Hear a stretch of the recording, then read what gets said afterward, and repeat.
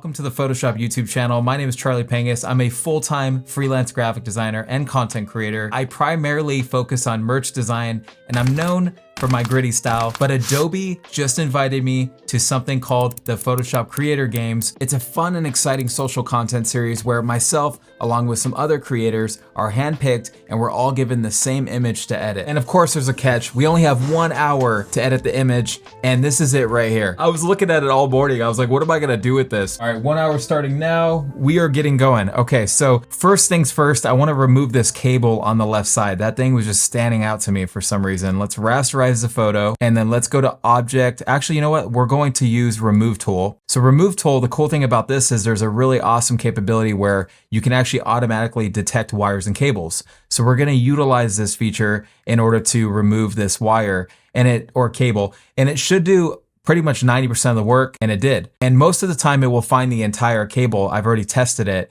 but in this case, it is kind of going from dark to light, and it didn't detect the entire cable, but that's totally fine because we can use the same remove tool to just select the rest of the cable and it will automatically remove it for us. So now that the cable's removed, I'm going to use my crop tool and just expand the canvas just a little bit, about right there. And what this is going to allow me to do is use generative fill to fill in those transparent areas. So I'm just going to make a selection with my marquee tool, and we can press Shift Command I in order to invert that selection. So it's creating almost like a picture frame, if you will. And what we can do is just use generative fill on the contextual taskbar in order to fill that in. We do not need a prompt or anything like that. Just gonna let it do its thing. So as you can see, it says generating, and it should do a really good job of just filling in those blank areas that we have. And it did. Look at that. First try. Awesome. Since I don't have a lot of time, I do think I want to find an octopus image that I've already downloaded. To remove the background, I'm just going to use the new and improved select subject. And if you go to basically any selection tool and go to the top, you're going to see select subject, and you can actually choose a default option now here. So normally it's on device, which is obviously quicker results. But if you choose cloud, you get detailed results, and that's the one that I use all the time. So we're gonna make sure it is selected. And by default, when you go to the contextual taskbar now and select subject from here, it's automatically gonna use cloud, which is going to get you the best results. So we already have our selection in literally seconds, and we could just add a layer mask now. All right, so now I wanna grab one of my surfaces that I have here. Let me see which one I wanna use first. And I can't even see, I need my glasses. Let's put some glasses on. I think this is the surface that I wanna use, so we're gonna drag that out of the group too. And what we can do is first move the diver down a little bit. So what I wanna do is create 2 different copies of the diver, and I'm going to fill one in completely. So we're just gonna fill this part in, generative fill it, because we're gonna basically have this matte, so we have like a clean background. See, perfect. So now we have that clean matte background. Let's merge these together. It's now easier than ever to select people in your images thanks to the object selection tool and its new capability called select people. Now, if we click on the object selection tool at the very top, you're going to see select people. When you select people, you're going to see an icon with people, and you want to click on that. And we're just going to leave it on entire person and click apply. Using object selection and select people, I was able to select the entire diver, and it made light work of it. So now all we have to do is add a layer mask, and as you can see, it's a perfect cutout. This is actually really good. And let's fill the top completely with generative fill, because I want that to be more of an even color here. You know what? This actually works because we will be adding a bright sunny sky surface. So that is looking good. Now let's go back to our surface. You know what? We actually want this to be a little bit taller. So we'll go about right there. You know what? Let's actually type out a prompt. We'll put blue sky with clouds and bright sunny day. I'm really happy with this, and let's merge these together. Now the water is not matching, but what we can do is take our diver photo here, let's hide it, and we'll just merge these ones together down here, because what I wanna do is actually adjust the color tone. And the way to do that, the easiest way to do that, is you can actually use adjust color down here. So it's on the contextual taskbar, you just click adjust color, and there's this new panel that pops up, so you can actually select the colors or shift all of the colors at once. So what I'm gonna do is select the color wheel here and just shift the colors at once. We're just trying to get the same sort of tone, if you will. So that looks like it's pretty close, so we'll just use that. Another way we could do it actually is just move this up like this and then fill this part in. So instead of doing the top, we're just moving the top up and then filling the bottom in. Yo, that's actually really cool. All right, awesome. Now we have this like really nice gradation going on. And then let's go ahead and turn the surface back on. And as you can see, it's blending a lot nicer now, which is what we want. And we can actually use adjust color for this too and shift the colors all together. We can actually clip this first. So now I have a clipped version of that hue and saturation slider. And we can go to these colors and start shifting them a little bit. So maybe we want to shift that blue. The octopus is going to be taking up a lot of the room, so we want to focus on that first. So let's drag him up about right there. I don't mind if he's sort of like off the canvas a little bit. That's totally okay. So what I want to do is make another copy of the octopus, and then on this version, we're going to shift the white balance. So I'm going to go to camera raw filter real quick. Another thing that we could do actually that might even be easier, instead of doing it that way, we can go to match color. So let's go up to image, adjustments, match color, and the source should be your document, obviously. And then for the layer, we're going to use BG Ocean because that's more of the blue color. And this actually looks really good already. But what we need to do is actually mask out the parts of the octopus that are not underwater. So let's go ahead and add a layer mask and let's just invert it. So what I am focusing on right now is just where I want the octopus to break water. And then the parts where the octopus is going underwater, we can probably have some sort of transparency there. All right, cool. So now we have the lighter parts and you can see where that break is happening. So let's try changing the blend mode. We could probably do maybe overlay.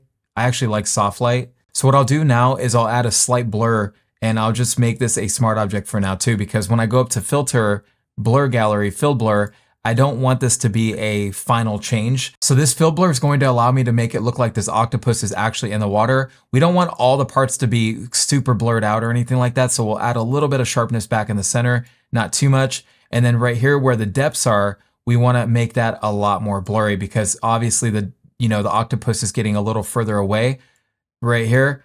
And then this one's a little closer to the camera. We do have some transparency here with this warm tone. So let's just start painting that back in because we do not want that transparency. It kind of gets rid of the optical illusion that we have going on. And we want to make this diver smaller. And then I think I'm going to add a curve adjustment. So from the adjustment menu here, we can just click curves, clip it. And we do have quite a bit of lightness right here. What we could do is behind the octopus, we can create a layer and just paint some highlights in the water.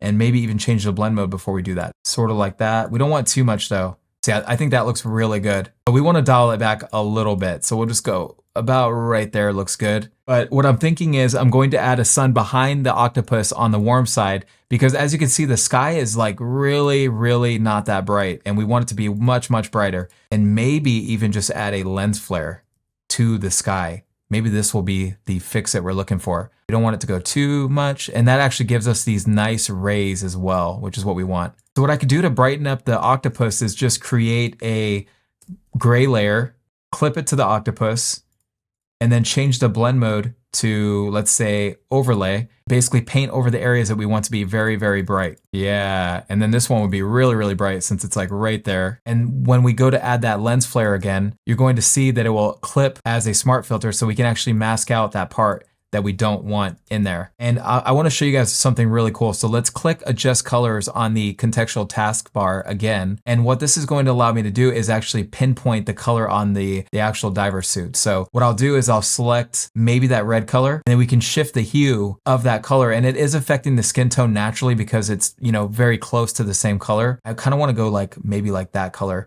But what we could do to fix that is just change the range down here so it affects the hands less. And I'll show you another fix if that still doesn't work for you. And then there's a layer mask already, so we get to start painting out the areas that we don't want to be affected, which in this case are the skin tones. And I think for this one, I want the color to be a slightly different color, maybe green. Maybe we'll use a teal color instead actually, because then we'll have like an orange and teal color palette. And we do have to make the diver a little bit darker, but to be honest with you, this is definitely not something I do every day, so I'm not entirely sure what I want to do, but it's amazing how far I've gotten in just such a short amount of time. For one, we have sharks, so maybe we can add those into the depths. I have these other tentacles, maybe I'll add some, and this helps sell the effect that the octopus is absolutely massive. And let's quickly add a color grade. So before I do that though, I want to add a slight bloom around everything. So I'm going to go up to filter, or actually no, select color range, and let's select only the highlights. Check this out. Sorry, let's copy that, paste it.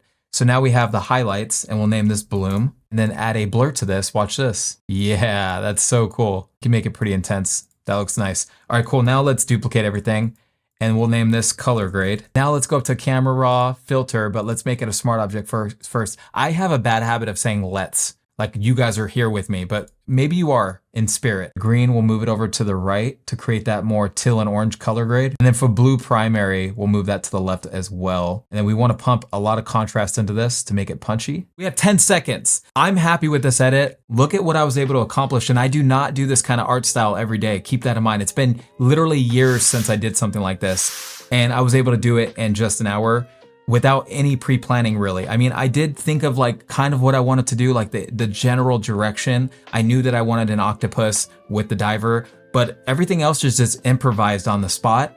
And again, these powerful new features that are part of Adobe Photoshop just makes it a breeze. So if you are a beginner, I recommend you trying out Adobe Photoshop. It really is that great. Don't forget to check out the other creatives and their videos on the official Adobe Photoshop YouTube channel. My name is Charley Pangus. Huge shout out to Adobe for having me on their channel. It was an absolute pleasure. I'll see you guys in the next one.